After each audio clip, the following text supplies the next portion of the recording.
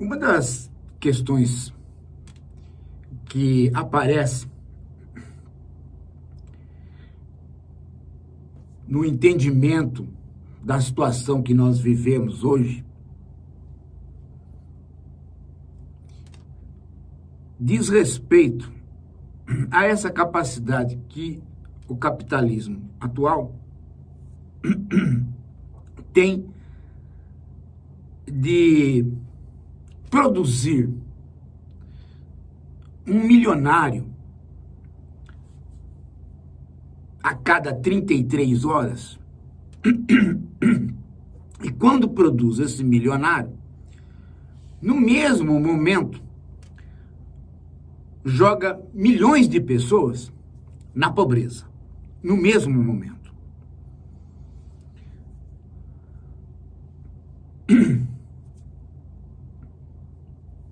Como é que se dá isso? E por que essas coisas têm correlação?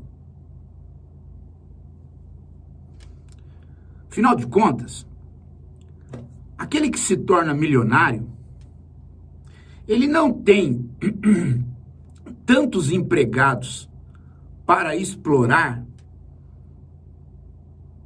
que signifique milhões. Portanto, não é ele a causa direta de ficando rico, outros ficarem pobres. É preciso entender mais o funcionamento disso para não estabelecer causas que não existem.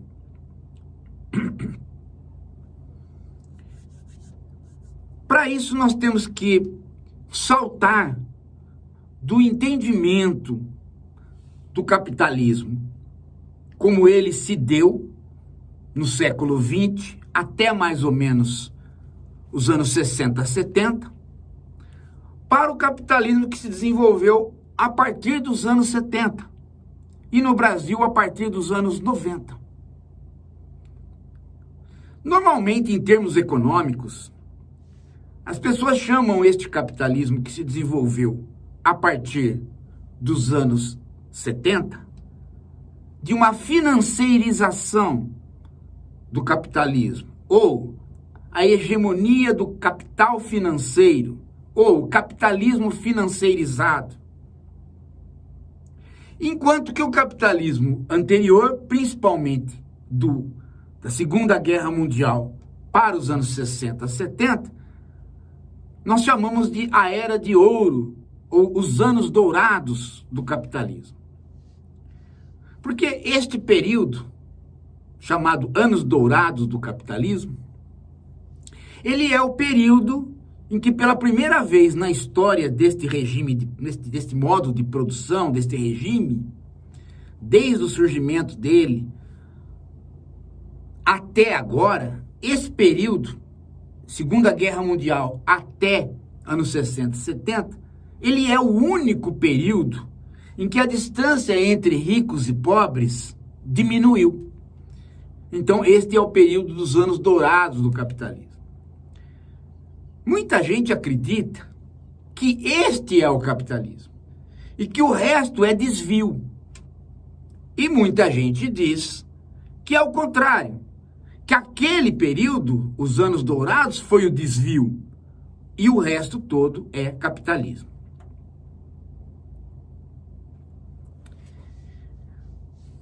Eu tendo a acreditar nessa segunda tese, que os anos dourados são o desvio, que o capitalismo é exploratório e aumenta a distância entre ricos e pobres e causa miséria.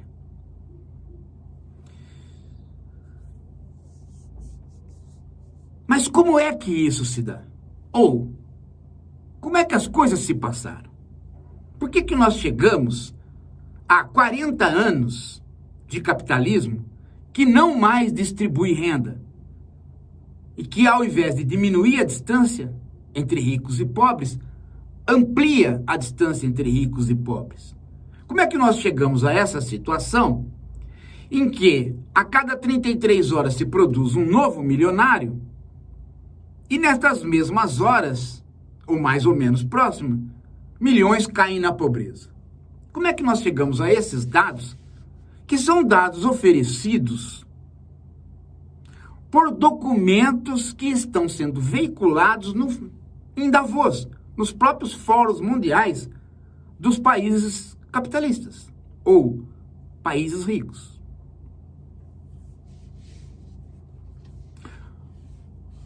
As coisas têm um desenvolvimento histórico e um desenvolvimento lógico. E muitas vezes o desenvolvimento histórico e o lógico precisam ser colocados juntos para que se perceba a concatenação dos conceitos junto com os desdobramentos históricos. Em termos conceituais, depois eu volto nos termos históricos, o que houve é uma mudança do tipo de exploração. Se nós seguirmos o catecismo do Marx, se nós seguimos a teoria clássica do Marx, a exploração no capitalismo, ela se dá através da chamada extração de mais-valia. Já vou explicar o que é isso. Esta mais-valia, ela não é alguma coisa que se dá somente na produção. A mais-valia é alguma coisa que você tem que avaliar, você tem que notar, você tem que perceber como alguma coisa que se dá no conjunto da produção, circulação e venda das mercadorias, venda e compra das mercadorias. Ela se dá no processo como um todo. Aí que você tem a extração da mais-valia. Muita gente pensa que a mais-valia se dá só na produção. Por quê? Porque quando lê o Capital, o Marx dá o exemplo da mais-valia na produção. Principalmente o primeiro volume do Capital do Marx. Mas quando você lê os outros volumes, você vê, né, que ali é o exemplo da lógica da mais-valia. Mas a realização da mais-valia, ela não é numérica, ela não é quantificável, ela não é alguma coisa que possa ser posta pela ciência positiva, por uma economia positivista, onde você vai dizer é tanto. Porque ela se dá socialmente, ela se dá no conjunto do processo. Este é um dado importante que a gente tem em mente. Mas a mais-valia hoje, ela é muito mais acentuadamente no todo do processo do que no tempo do Marx. E aí é que faz com que, né, exista uma disparidade maior na extração da mais-valia, ou seja, a mais-valia é extraída do que antes. Em outras palavras, mais o trabalho não pago está presente do que antes, e por isso você tem um maior enriquecimento de pessoas e um maior empobrecimento de pessoas. E eu vou explicar como isso se dá, mas o importante é nós notarmos o conceito de mais-valia antes. Então, o que o Marx diz? O Marx diz que uma mercadoria, para ser produzida, ela tem que ter o quê? Ela tem que ter a entrada do dinheiro. Então, você com dinheiro, você compra o quê? Você compra duas coisas. Você compra a maquinaria, ou os insumos, ou os instrumentos de trabalho, dependendo do estágio do capitalismo, e você compra força de trabalho, ou seja, os operários que você vai pagar um salário. Então, a mercadoria tem como componente esses dois elementos. E quando ela é produzida, e depois ela vai ser vendida, vai circular e vai ser vendida, né? O que ocorre? Ocorre que ela gera lucro. E as pessoas acham, no senso comum, que ela gera lucro porque ela é vendida mais caro do que quando ela sai da produção. E os intermediários ganham. Isto é verdade em parte, mas isto não é a fonte do lucro. Qual é a fonte do lucro básico? É que o capitalista, quando ele compra instrumentos de trabalho ou máquinas para pôr na fábrica, e ele paga salários, e ele obtém a mercadoria no final, fazendo os assalariados trabalharem sobre os insumos e transformar a natureza, quando ele tem a mercadoria no final, ela já vem com o mais valor embutido, ou seja, ela já vem com o trabalho não pago embutido. Por quê? Porque tanto os insumos quanto a força de trabalho, se for trocado por mercadorias que as podem repor, ainda assim o tanto de trabalho que o trabalhador trabalha é maior do que aquele tanto de trabalho que estão nas mercadorias necessárias para ele repor as máquinas e a força de trabalho. Em outras palavras, você tem o quê? Você tem gente que trabalha mais horas do que o necessário para elas no outro dia virem trabalhar. E isso é natural do capitalismo. Por quê? Porque o capitalismo sempre consegue fazer o horário de trabalho avançar. E quando ele não consegue mais, e quando já deu 24 horas de trabalho, suponhamos, né? Ou 16, ou 18, ou 14, o que ele faz para continuar ampliando o mais valor? O que ele faz para continuar ampliando aquilo que vai gerar o lucro inicial? Ele aumenta a produtividade, melhorando duas coisas. Ele melhora a velocidade do trabalhador em relação à máquina e ele melhora a tecnologia das máquinas, de modo que ele produz mais com o mesmo tempo. Então ele não precisa mais aumentar o tempo de trabalho, ele aumenta a produtividade do trabalho. E com isso, cada mercadoria vai ter mais valor por conta do quê? Por conta do aumento da produtividade. Ele baixa o preço das mercadorias com o aumento da produtividade. Então ele extrai novamente uma mais-valia. No volume, a cada mercadoria diminui o valor, mas no volume que ela é produzido muito mais, ela amplia o valor. De modo que, novamente, você tem trabalho não pago. Horas de trabalho não paga com produtividade não distribuída. Você é mais produtivo, produz mais, mas não é repassado para você aquela produtividade maior enquanto trabalhador. Então, ou o capitalista ganha já de cara, né? Já de cara, porque ele aumenta as horas de trabalho, ou ele ganha porque ele aumenta a produtividade. Mas não é quando a mercadoria fica pronta que ele ganha. Ele ganha quando esse processo termina. Ou seja, quando a mercadoria vai para o mercado e quando outros participam do lucro desta mercadoria. Por exemplo, quem financiou o capitalista pega uma parte deste mais valor. São os bancos. Quem conseguiu fazer a distribuição dessa mercadoria através de uma logística pega outra parte deste mais valor. Então, o mais valor, ou a mais-valia, ela sustenta não só um capitalista produtor, ela amplia não só o capital do capitalista produtor, ela amplia o capital do intermediário e do financiador, o banqueiro. Sacaram? Para entender, tem que entender sempre o quê?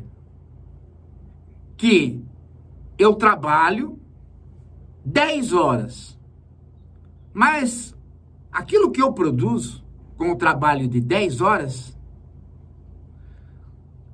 né, é muito mais do que aquilo que outros operários trabalharam para fazer a comida que eu como.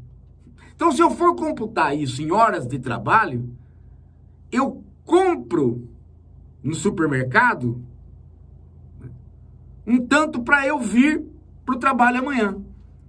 Um tanto de comida ou de outros requisitos para eu vir trabalhar amanhã.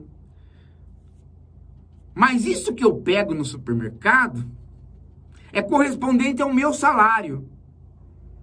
No entanto, o que eu produzi, em termos, né, para o capitalista, é muito mais do que isso que eu pego no supermercado. Essa é a ideia. Se você for computar isso sempre em horas de trabalho, o que está lá no supermercado que eu pego é menos do que aquilo em horas de trabalho que eu entrego para o capitalista. Logo de cara você entende isso quando você transforma tudo em horas de trabalho, para ver o valor. Ora, bolas. O que acontece hoje? O que acontece hoje é que esta mais-valia, conceitualmente é o trabalho não pago, são as horas de trabalho não pagas, ela não é mais produzida com base na fábrica. Por quê? Porque a fábrica está maquinizada. O próprio homem saiu de lá. Portanto, ele, homem, que é aquele que gera trabalho, né, e que, portanto, gera valor, não está mais presente. Então, onde é que está o trabalho não pago que é retirado pelo capital hoje em dia? Ele está na trama da sociedade como um todo. Se você pega todo o trabalho da sociedade, você vai ver que uma parcela grande desse trabalho de toda a sociedade é trabalho não pago. E que vai pelas privatizações e pelos monopólios e pelas formas avançadas de tecnologia, por exemplo, a internet, para ampliar o capital. Então, isso é chamado de mais-valia social. Como é que você nota isso? Você nota isso quando você está trabalhando e quando você não está trabalhando. Ou seja, há um outro regime biopolítico. A política domina toda a vida. Então, este regime biopolítico é a dominação do capital, não em cima das horas de trabalho, mas em cima da sua vida como um todo. Por quê? Porque a sua vida como um todo está, a todos os instantes, se relacionando com alguma instância que capta o quê? Saber seu. E o saber seu que você está fornecendo é hoje o seu trabalho ou o seu lazer, mas é sempre considerado como alguma coisa que vai gerar valor, vai gerar lucro e não é paga. Então você se emprega numa companhia e você trabalha 10 horas para aquela companhia e aquela companhia obriga você a trabalhar, né, no mundo virtual. Por exemplo, uma companhia que faz qualquer coisa, mas que para fazer essa qualquer coisa precisa estar conectada. Então, durante todo o tempo que você está conectado, você está trabalhando diretamente e, portanto, fornecendo ali não só, né, trabalho no sentido de tempo, mas trabalho no sentido de fornecer conhecimentos que são seus e que vão gerar a possibilidade daquele trabalho ser feito. E aquilo é captado pela internet e levado para as plataformas que pegam aquele saber e com aquele saber distribuem aquele saber, né? E aquele saber que é distribuído gera alguma coisa que pode virar um produto e que é devolvido para você comprar ou alugar, principalmente alugar. Mas há uma outra parte também, qual? É que independente do conteúdo que você fornece para a net, você fornece uma outra coisa talvez muito mais importante. E essa não é posta em circulação. Esta é apropriada diretamente pelo monopólio da plataforma, por exemplo, o Google. Qual? A maneira como você se relaciona com a máquina. A maneira como você se relaciona com a máquina é a maneira pela qual o Google reconstrói os seus algoritmos de modo a fazer com que os seus algoritmos fiquem cada vez mais próximos de você. E isso aumenta a capacidade do Google de poder fornecer páginas ranqueadas. Páginas onde você tem a classificação do que vale mais e do que vale menos. E com isso, a monetarização. O preço de cada página de acordo com as vistas que ele pode dar. Então, se você se relaciona, se você tem muita gente se relacionando na internet, você tem muito conteúdo entrando, mas isso não é importante para o Google. O importante, na verdade, é a maneira como você relaciona com o algoritmo. Porque aí ele vai ficando sabendo mais de você, ele vai educando você para você fazer uma linguagem simples para ele entender, e ele vai se adaptando à sua linguagem que ele tornou simples. De modo que a interação máquina-homem fique mais lisa, mais rápida, e ele possa, com as suas informações e seus dados, ranquear todas as páginas da internet e monetizá-las. Monetizar todas. A ponto de que você quer pôr uma propaganda numa página, né? Você vai procurar no Google o preço dela. Então essa é uma informação básica que só o Google tem. O preço das páginas para você colocar a propaganda, para você colocar o seu produto. E isso é que gera o famoso lucro do Google. É o ranqueamento dele. Para tudo você o consulta e vê o ranqueamento. Você quer um médico, você consulta o Google e vai ver quem é que está na frente dos médicos mais... Você quer um hotel, você consulta o Google e vai ver qual é o melhor hotel. Você quer saber de uma doença e da cura? Você consulta o Google e vê quais curas estão sendo propostas. Essa avaliação completa de todas as páginas do Google permitem ao Google fornecer o que é que vale e o que é que não vale no mundo para todos os consumidores que, por terem trabalhado na net para aperfeiçoar esse mecanismo, são também produtores. E nunca foram pagos por esse trabalho, porque esse não é o trabalho delas. Esta é a relação com a máquina que todos nós temos. O resultado disso, né, é que há muito mais trabalho não pago do que trabalho pago no capitalismo de hoje. Mas se não bastasse isso, tem o quê? Tem o fato de que este mecanismo permite com que os mecanismos de financiarização fiquem em tempo real. O que quer dizer com isso? Quando o capitalismo financeiro entra, e uma coisa é ele sem internet, outra coisa é ele com internet. Ele sem internet, ele é o financiamento comum. Você quer fazer uma coisa? Eu empresto um dinheiro para você, né? E você me devolve esse dinheiro com juros. Então eu sou financiador seu. Perfeito. Tá? Agora, se eu tenho a internet, tudo isso fica em tempo real. De modo que todos os contratos que eu posso fazer na internet, dado que ele está em tempo real, eu posso fazer esse contrato com você e imediatamente computar esse contrato que eu fiz com você como um título que eu posso repassar para venda.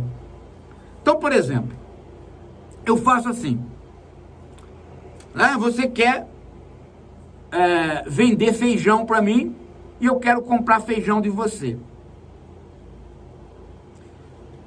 Ora, alguém, né?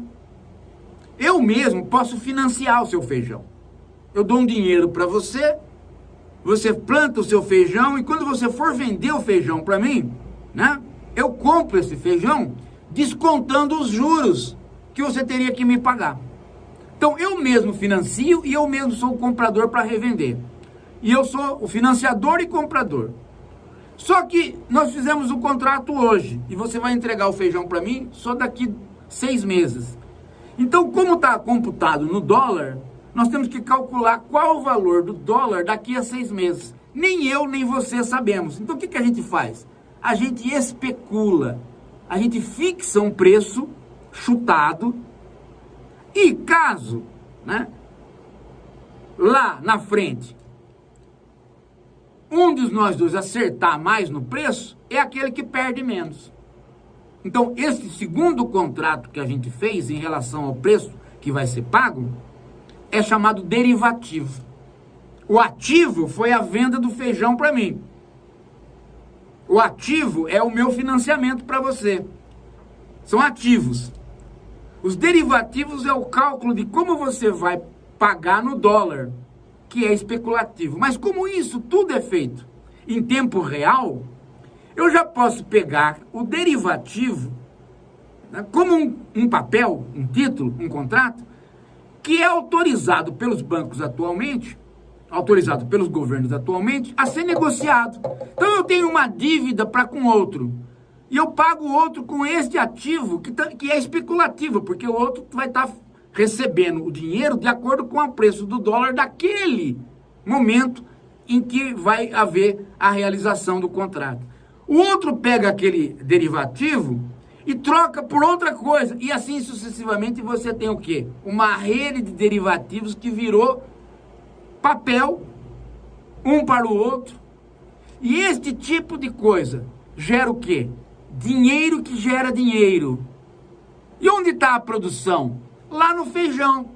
Mas quanto vale a produção lá no feijão? Quantas pessoas foram empregadas para produzir o feijão? 10. Isso corresponde a quanto de dinheiro? Muito mais do que a simples venda, porque entrou vários outros contratos derivativos no contexto. Então o capitalismo financeiro mexe com muito dinheiro e pouco emprego. De modo que gera de vez em quando alguém que especulou certo e que pegou uma bolada. E a hora que pegou essa bolada e ficou rico, tem um monte de gente que ficou pobre porque este capitalismo não aumenta o emprego. Ele produz muito dinheiro sem aumentar o emprego. E se ele é maquinizado, ele diminui ainda o emprego. Então, a maquinização mais a internet, ou seja, a maquinização mais capitalismo financeiro, que na verdade é a mesma coisa, diminui o número de pessoas empregadas, diminui o número de pessoas empregadas e ganha, mas o volume de dinheiro continua sempre aumentando. O resultado é que você tem menos chances de trabalho, embora você tenha mais negócios.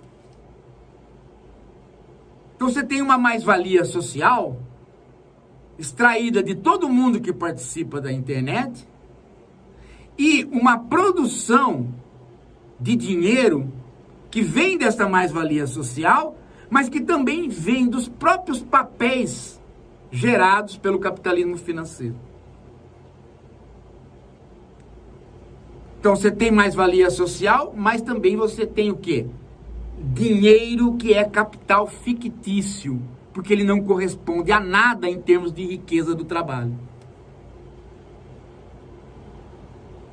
Então isso é bem diferente do capitalismo anterior, onde o explorado era o trabalhador. Agora, os explorados são todos nós. Né? E mais o mecanismo de internet em tempo real que permite com que o capital fictício vá se triplicando sem correlação ao número de empregos. Então você gera né? Uma falsa riqueza que não tem correspondente no trabalho.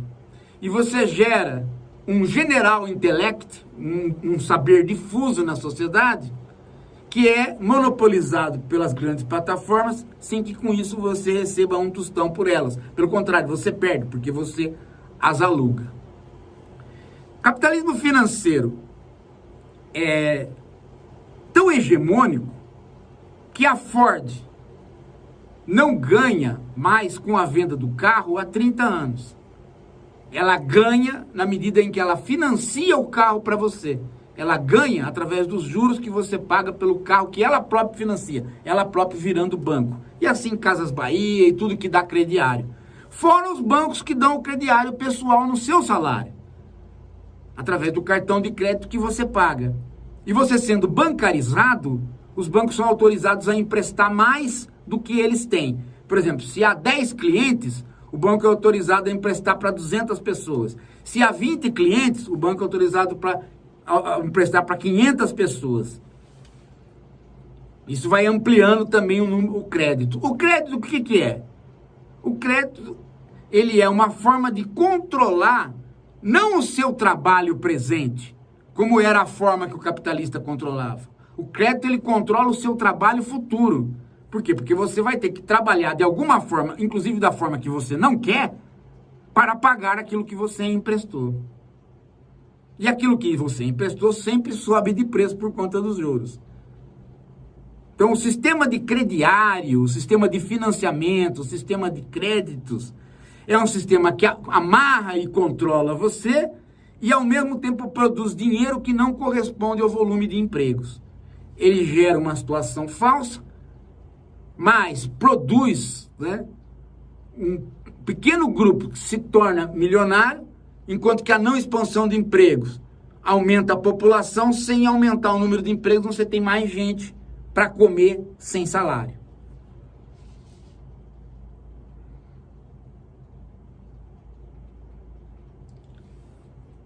Eis aí o mundo em que nós estamos.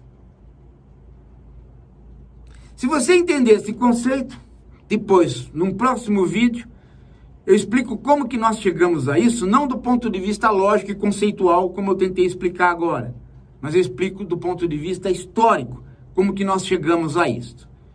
E isso vai dar a base para você entender o capitalismo 4.0 e mais o nosso livrinho Semiocapitalismo. Tá combinado? Esse foi o primeiro vídeo. Nós vamos logo depois para um segundo vídeo. Aí, né, é que a gente diz aquele refrão de sempre. Daqui a pouco eu volto.